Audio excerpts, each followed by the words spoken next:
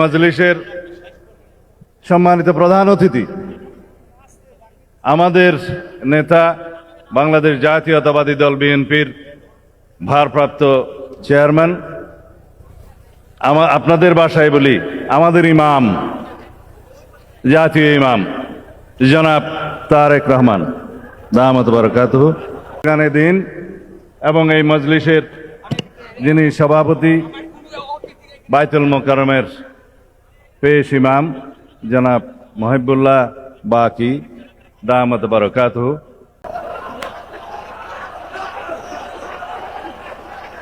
হাজিরানে মজলিস ও নাজরিন, আসসালামু আলাইকুম ওয়া রাহমাতুল্লাহি ওয়া বারাকাতুহু।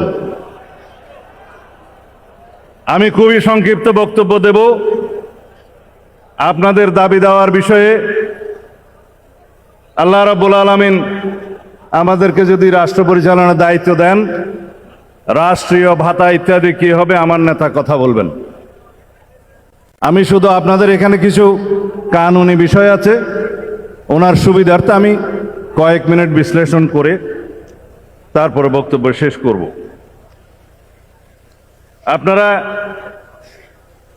এখানে যে 7টা দফা দাবি দিয়েছেন তার বিষয়ে যদি আমরা একটু বক্তব্য না দেই, আপনাদের দিলের তামান্না পুরা হবে না।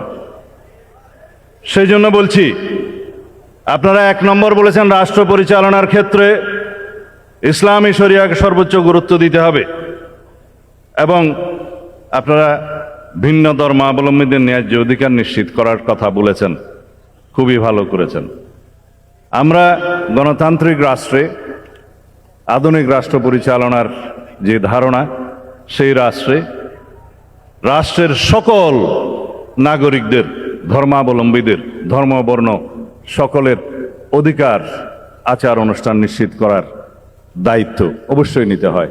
সাংবিধানিকভাবে আমাদের অনুচ্ছেদ 28 এবং 41 আপনারা দেখবেন, সেই আচার অনুষ্ঠানের স্বাধীনতা, উপাসনালয়ের স্বাধীনতা এবং ধর্মের ভিত্তিতে যে বৈষম্য করা যাবে না সেগুলো নিশ্চিত করা আছে। বিষয় হলো সেটা বাস্তবায়ন করতে হবে। আমরা ইনশাআল্লাহ সবসময় আমরা বলে থাকি, আজকেও পুনরুচ্চারণ করি, কোরআন এবং সুন্নাহর বিপরীতে বাংলাদেশে কোনো কানুন করা হবে না এবং যদি থাকে সেই বিষয়ে বাতিল করা হবে ইনশাআল্লাহ। আপনারা জানেন রাষ্ট্র পরিচালনার মূলনীতিতে শহীদ রাষ্ট্রপতি জিয়াউর রহমান মহান আল্লাহর উপর আস্থা এবং বিশ্বাস স্থাপন করেছিলেন। প্রস্তাবনায় এবং রাষ্ট্র পরিচালনার মূলনীতি অনুচ্ছেদ 8-এ সেইটা আওয়ামী ফ্যাসিস্ট গোষ্ঠী সংবিধান থেকে উচ্ছেদ করে দিয়েছিলেন, আপনারা জানেন। সেটা ইনশাআল্লাহ পুনর্বহাল করা হবে। আপনারা এখানে বলেছেন রাষ্ট্রের জনকল্যাণ এবং সেবামূলক কার্যক্রমে ইমাম খতিবদের অংশগ্রহণ, সেটা তো আপনাদের ইমানি দায়িত্ব।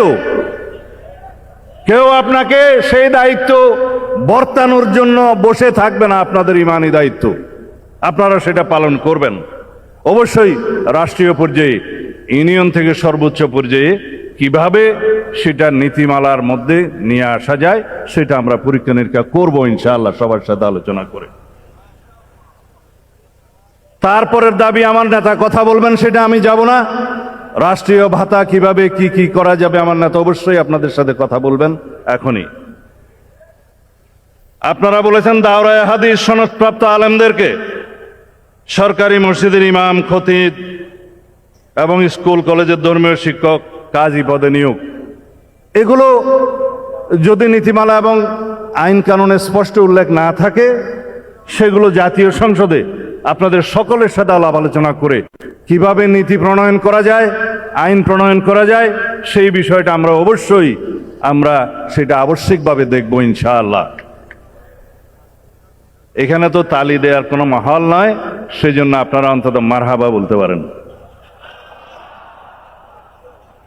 বলেছেন ওয়াকফ সম্পত্তি অপব্যবহার রোধে, এগুলো বাংলাদেশে বিদ্যমান ওয়াকফ প্রশাসন এবং ওয়াকফের যে আইন কানুন আছে সেখানে প্রয়োজনীয় সংশোধনী আনয়নের জন্য অবশ্যই পরীক্ষা নিরীক্ষা করতে হবে।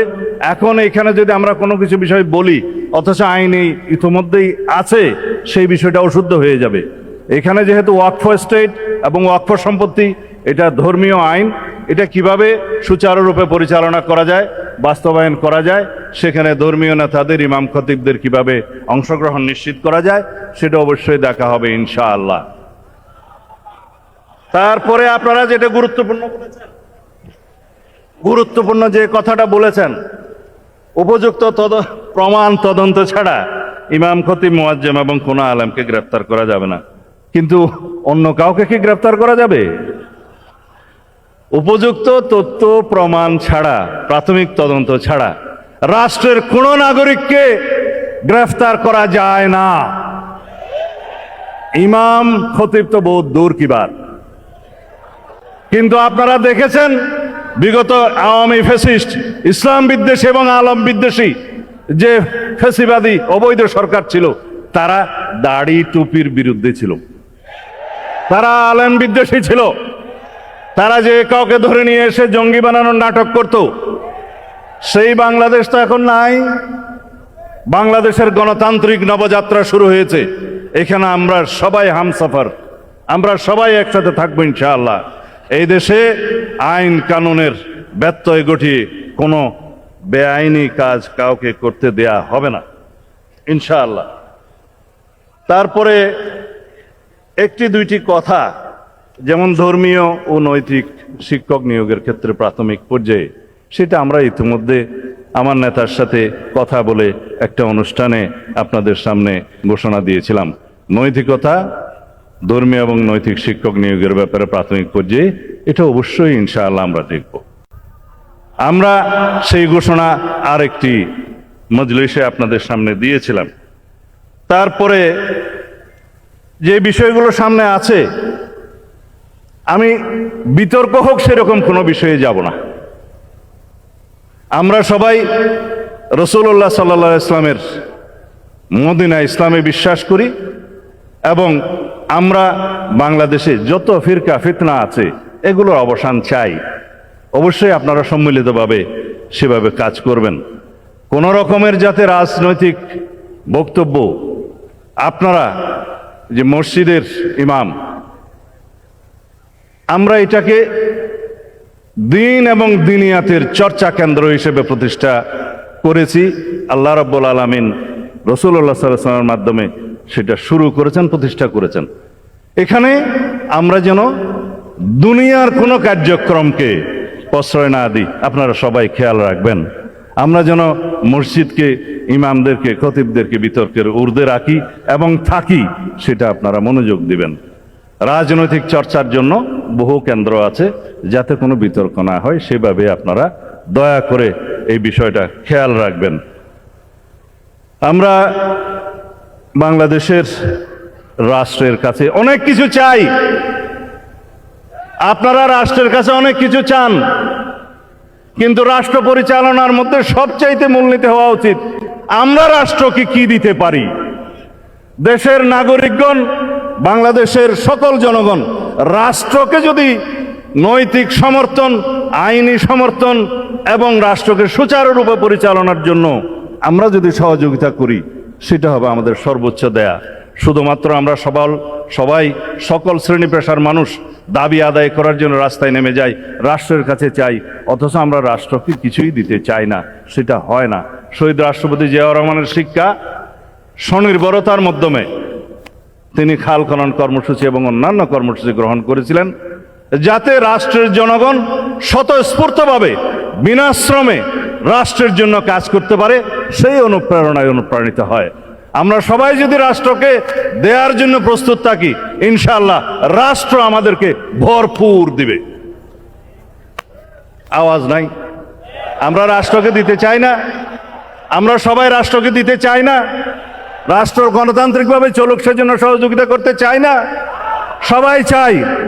এখন যদি কেউ আপনারা বলেন যে এই রাষ্ট্রটা ফ্যাসিবাদ মুক্ত হয়েছে, স্বৈরাচার মুক্ত হয়েছে, যাতে সারা জীবনের জন্য এই ফ্যাসিবাদী আওয়ামী গোষ্ঠী বাংলাদেশে আর কোনোদিন পদার্পণ না করতে পারে এবং বাংলাদেশে যাতে ফ্যাসিবাদী রাজনীতির কোনোদিন উৎপত্তি এবং উৎপাদ না হয়, সেজন্য আমরা সবাই সহযোগিতায় থাকবো, এটা আপনারা দিতে চান না? ইনশাআল্লাহ নসরুম মিনাল্লাহ ওয়া ফাতহুন করিব। আবাশশিরিল মুমিনিন।